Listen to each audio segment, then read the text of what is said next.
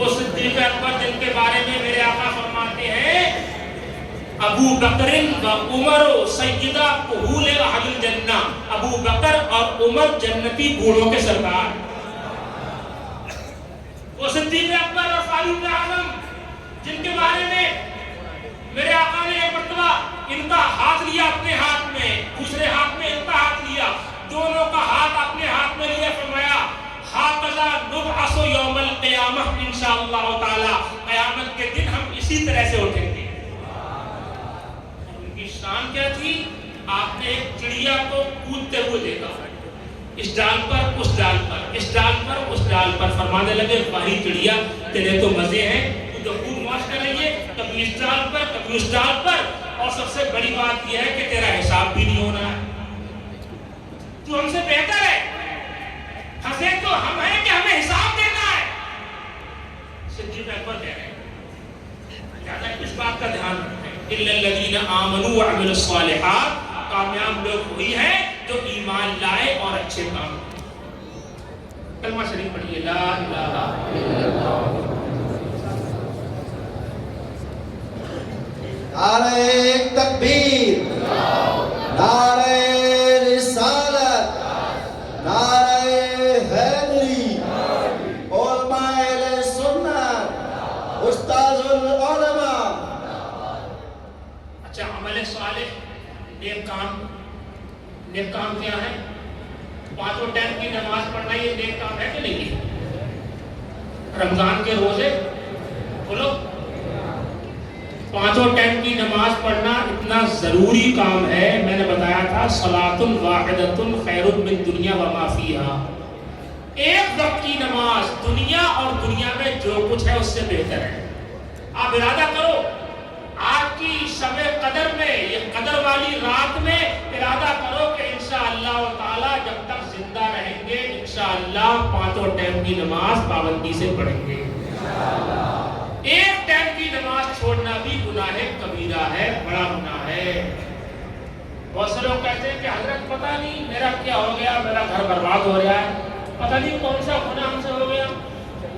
پانچوں ٹائم کی نماز کھا رہا ہے، ایک ٹائم کی نماز نہیں، اور پتہ نہیں ہم سے کون سا گناہ ہو گیا۔ ایک دن میں 5 گنا، 2 دن میں 10 گنا، 3 دن میں 15 گنا، 10 دن میں 50 گنا، ایک مہینے میں 150 گنا ہو جائے۔ اور بڑے بڑے گناہ، ان گناہوں کی گٹری سر پہ لگی ہوئی ہے، کاندھے پہ رکھی ہے، پتہ نہیں ہم سے کون سا گناہ ہو گیا۔ روزے کی اتنی اہمیت ہے، رمضان کا روزہ جو آدمی ایک روزہ جان بوجھ کر چھوڑ دے رمضان کا، تو پورے سال کے نفلی روزے رمضان کے ایک روزے کے برابر نہیں ہو سکتے، اتنا ضروری رمضان کا روزہ ہے۔ اپنے مال کی زکات نکالنا، صاحب نصاب کو 1 لاکھ میں 2500 روپے زکات ہوتی ہے، بتاؤ کتنی؟ 1 لاکھ میں سال میں ایک مرتبہ کہ ہر سال، ہر مہینے، ہر سال کے ہر مہینے، ہر سال ایک مرتبہ آپ کو زکات نکالنا ہے۔ اعمال صالحہ اور بھی ہیں، کسی کے کام آنا یہ بھی عمل صالح۔ میرے آقا فرماتے ہیں اماطۃ الاذی عن الطریق صدقۃ، اگر راستے میں کوئی تکلیف دہ چیز پڑی ہو تو اس کو ہٹانا بھی صدقہ ہے۔ دوسروں کے کام آنا یہ اتنا بہترین عمل ہے۔ حضرت صدیقہ عائشہ صدیقہ رضی اللہ تعالیٰ عنہ سے حضور مرتبہ بہت خوش ہوئے، خوشی کے عالم میں بولے اے عائشہ آج تو مجھ سے جو چاہے مانگ لے۔ سبحان اللہ، اس سے بولو سبحان اللہ۔ ارے یہ کون کہے گا جو چاہے مانگ لے؟ کوئی تو کہے گا جس کے پاس ہوگا۔ کون دیتا ہے؟ دینے کو منہ چاہیے، دینے والا ہے سچا ہمارا نبی۔ اے عائشہ مانگ لے، سلما شہد یا عائشہ، عائشہ جو چاہے مانگ لے۔ ہم تم ہوتے تو کوئی سونا مانگتا، کوئی چاندی مانگتا، کوئی بلڈنگ مانگتا، کوئی کار مانگتا، کوئی نوکری مانگتا، کوئی تو یہ مانگتا کہ یا رسول اللہ میرا مکان پکا بن جائے، میرے پڑوسی کا نہ بنے۔ اور اگر ہماری مائیں بہنیں سنتی ہوں تو ان میں سے کوئی کہتی کہ حضور میرا گھر جو ہے 56 کروڑ کی چوتھائی سے بھر جائے اور دورانی اٹھانی سب مر جائیں. یہی مانگتے. لیکن سبحان اللہ حضرت عائشہ صدیقہ رضی اللہ تعالیٰ عنہ سبحان اللہ مانگتی ہیں تو کہتی ہیں حضور اجازت دیجئے کہ میں اپنے ابا سے پوچھ لوں.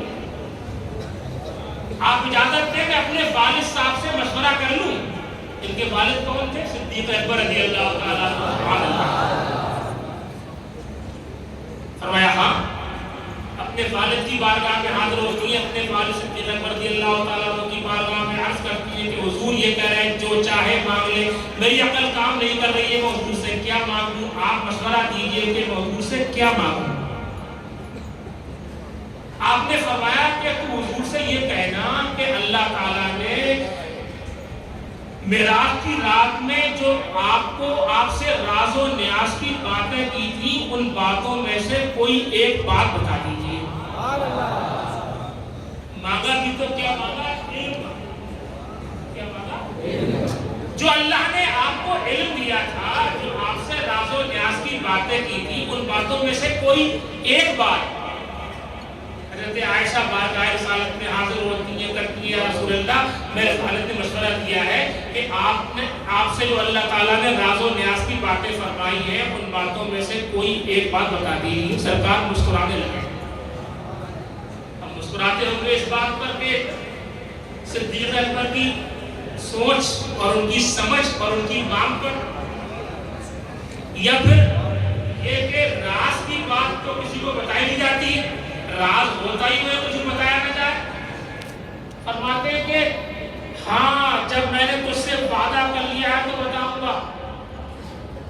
سن اور آپ لوگ بھی سنو, اس کو یاد کرو, یہ پیغام پہنچاؤ, گھر گھر پہنچاؤ.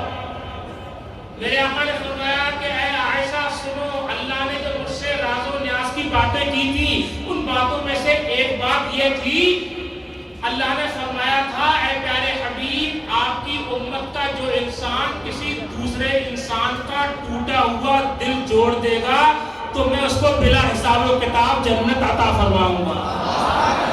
نعرہ تکبیر, نعرہ رسالت, فیضان صدیق اکبر, نعرہ تکبیر, علماء اہل سنت. جو کسی کا دل جوڑ دے, کسی دنیا کا دکھ دور کر دے, کسی روتے ہوئے کو ہنسا دے, کسی کی پریشانی دور کر دے. حدیث پاک میں آقا فرماتے ہیں من یسر علی معسر یسرہ اللہ فی الدنیا والآخرہ. جو کسی تنگ حال کے لیے آسانی پیدا کر دے تو اللہ تعالیٰ اس کو دنیا میں بھی آسانی دے گا, آخرت میں بھی آسانی دے گا.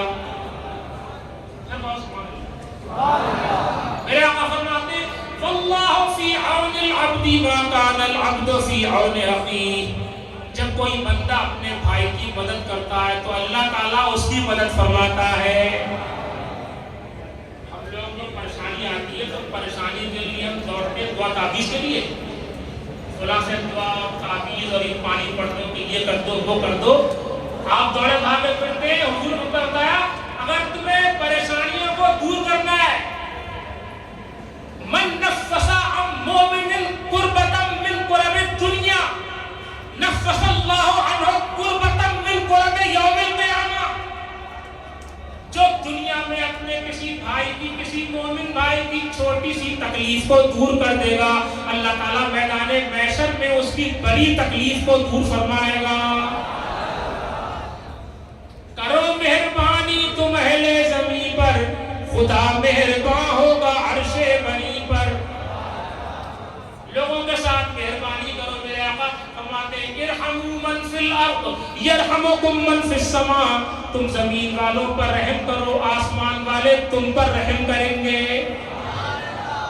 ایک روایت کے اندر میرے آقا صاحب فرماتے ہیں کہ جو بندہ یہ چاہتا ہو کہ اللہ تعالیٰ اس کو بخش دے, اللہ تعالیٰ اس کے گناہوں کو بخش دے. جو اللہ تعالیٰ سے گناہوں کی بخشش چاہتا ہو اس کو چاہیے کہ دوسروں کو معاف کرے. اگر تم دوسروں کو معاف کرو گے اللہ تعالیٰ تمہارے گناہوں کو معاف فرمائے گا.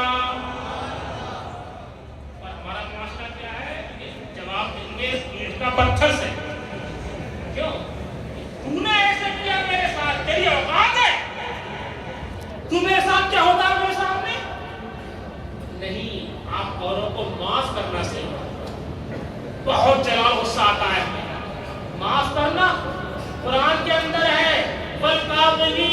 الغیظ والعافین عن الناس واللہ یحب المحسنین. جو لوگ غصہ پی جاتے ہیں دوسروں کو معاف کر دیتے ہیں اللہ تعالیٰ ایسے نیکوں سے پیار فرماتا ہے. غصہ پی جاؤ اوروں کو معاف کر دو. بھائی بھائی کو معاف کر دے, بیوی اپنے شوہر کو معاف کر دے کسی بات میں, شوہر اپنی بیوی کو معاف کر دے. اگر کبھی بیٹے نے اولاد نے کوئی گستاخی کر دی تو باپ اس کو معاف کر دے, ماں باپ کو معاف کرتے ہی نہیں. اگر آپ کا باپ جو ہے آپ کو پریشان کر رہا ہے تو باپ ہے باپ, اسے معاف کر دو. پڑوسی پڑوسی کو معاف کرو, بہن بھائی کو معاف کرو, بھائی بہن کو معاف کرو, ایک دوسرے کو معاف کرو. اللہ فرماتا ہے جو غصہ پی جاتے ہیں دوسروں کو معاف کر دیتے ہیں وہ لوگ اللہ کے محبوب بن جاتے ہیں. اللہ یحب المحسنین. ایسے نیکوں سے اللہ تعالیٰ پیار فرماتا ہے. یہ چیز جو ہم سمجھیں, اس طرح سے نماز پڑھنا, قرآن کی تلاوت کرنا, زکوٰۃ نکالنا, سجدے کرنا, نوافل پڑھنا, یہ نیکیاں ہیں. اسی طرح دوسروں کے ساتھ بھلائی کرنا یہ بہت بڑی نیکی ہے اور اس کا فائدہ دنیا کے اندر بھی ملتا ہے اور مرنے کے بعد بھی ملتا ہے. دیکھیے اللہ تعالیٰ رحمان اور رحیم ہے. الرحمن الرحیم, نہایت مہربان, بہت رحم والا ہے.